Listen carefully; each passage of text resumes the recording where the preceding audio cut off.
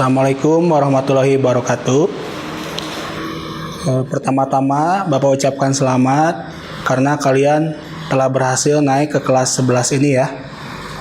Nah, di kelas 10 kemarin kalian telah belajar PKN dengan Bu Neni. Nah, di kelas 11 ini kalian akan berjumpa dengan Bapak.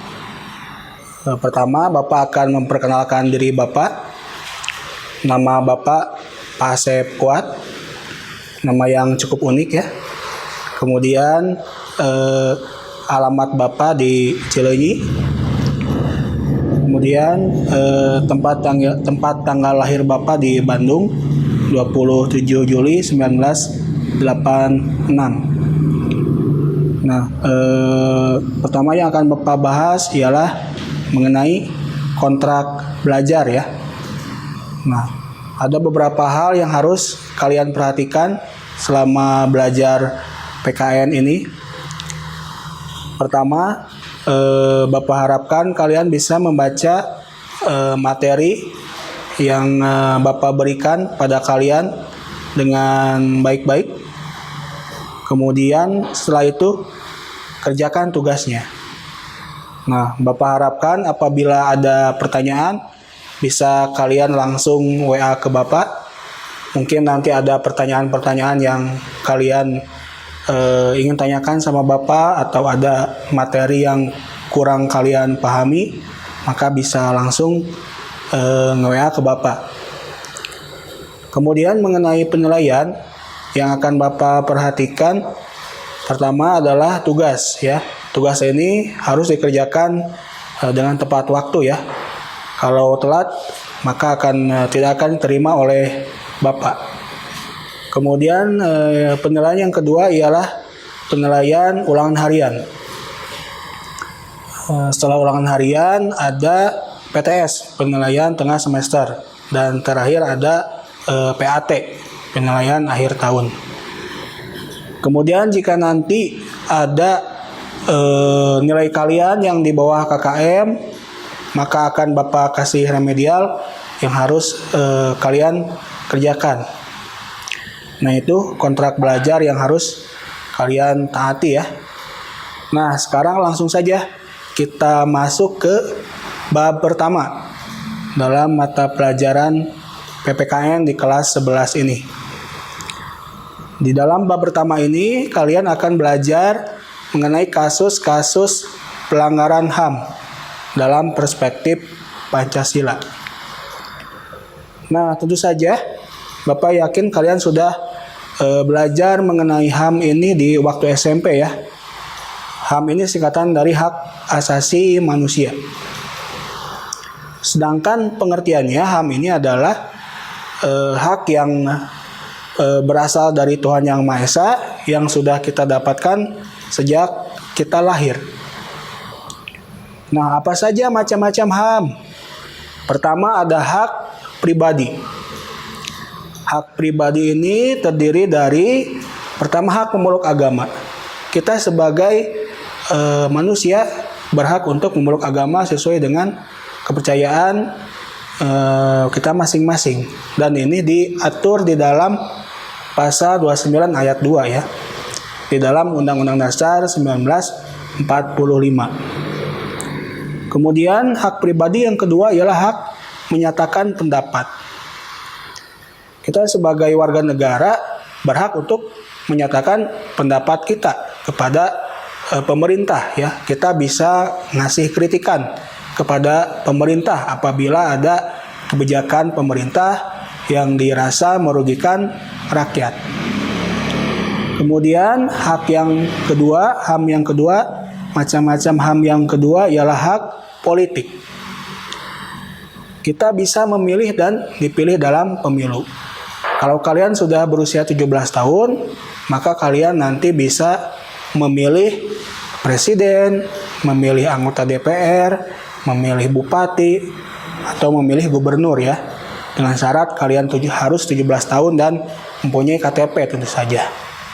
Kemudian hak politik yang kedua ialah kita bisa menduduki sebuah jabatan dalam pemerintahan. Kemudian macam-macam HAM yang ketiga ialah hak sosial budaya, di mana kita sebagai warga negara berhak untuk memperoleh pendidikan. Ya, Bapak harapkan setiap warga negara minimal harus lulus SMA ya kalau bisa ya. Kemudian yang berikutnya ialah hak untuk mengembangkan budaya daerah. Ya, kalian bisa mengembangkan budaya asli kita. Kalian bisa kalau punya bakat, misalkan punya bakat nari dari daerah ya kembangkanlah. Ya, itu diatur di dalam undang-undang. Kemudian yang berikutnya ialah hak ekonomi. Ya, di mana setiap warga negara berhak untuk memperoleh pekerjaan. Ya, pekerjaan ini penting untuk supaya kita bisa mendapatkan penghasilan, pendapatan untuk memenuhi kebutuhan kita sehari-hari. Kemudian kita juga berhak untuk membeli atau menjual suatu barang. Nah, berikutnya ada hak hukum, di mana kita sebagai warga negara mempunyai kedudukan yang sama di mata hukum. Dan itu diatur di dalam pasal 27 ya, ayat 1. Kemudian kita juga berhak untuk mendapatkan perlindungan hukum. Nah, hak yang terakhir adalah hak mendapatkan pembelaan di muka peradilan ya. Nah, itu macam-macam HAM. Ya, berikutnya kita lanjut ke materi contoh pelanggaran HAM yang ada di negara kita.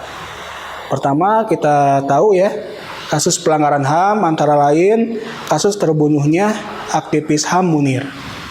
Ya. Kemudian kita tahu yang kedua ada tragedi Semanggi ya dan tragedi Trisakti. Berikutnya ada pembunuhan terhadap Salim Kancil ya. Kemudian yang berikutnya ada kasus Wamena berdarah ya. Itu beberapa contoh pelanggaran HAM di negara kita. Nah, berikutnya Bapak jelaskan mengenai bentuk pelanggaran HAM. Bentuk pelanggaran HAM yang sering terjadi antara lain ialah penyiksaan ya. Kemudian yang berikutnya ada diskriminasi. Nah, diskriminasi ini artinya penggolongan manusia berdasarkan ras, warna kulit, gender, agama, dan lain-lain. Kemudian bentuk pelanggaran HAM yang berikutnya berdasarkan sifatnya. Ada kejahatan HAM yang berat dan ada pelanggaran HAM yang ringan.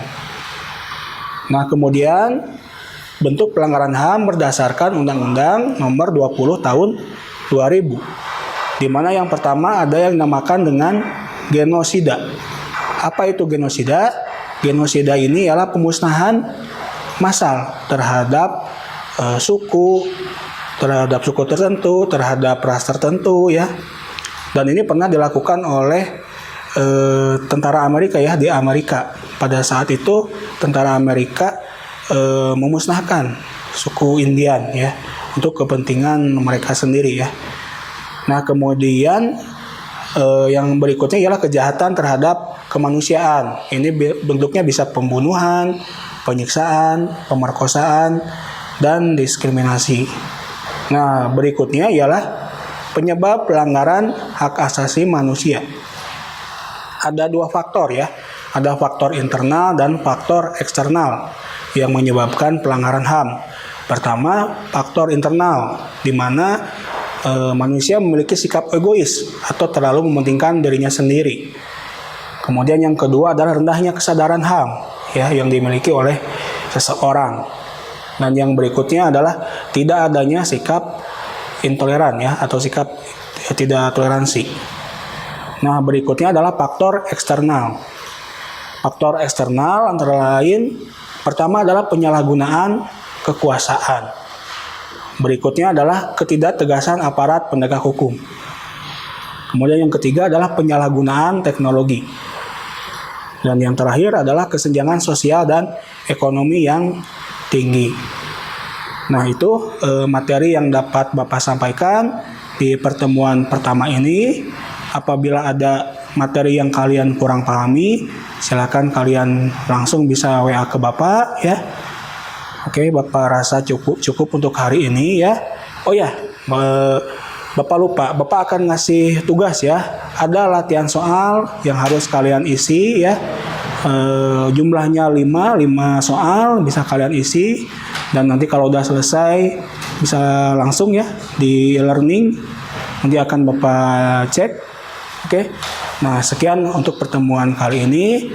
Wassalamualaikum warahmatullahi wabarakatuh.